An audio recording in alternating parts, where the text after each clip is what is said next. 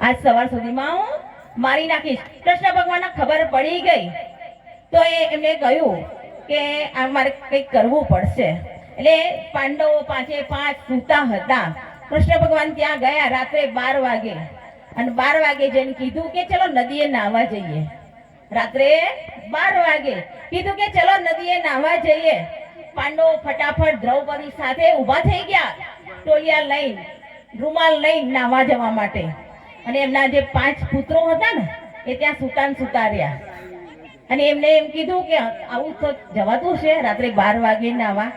પેલા 5 પાંડવોએ સહેજ પણ કોઈ જ દલીલ નહીં, કોઈ જ નહીં કે તમે અત્યારે 12 વાગે નાહવા જવાનું કહો છો, એવું કશું જ નહીં.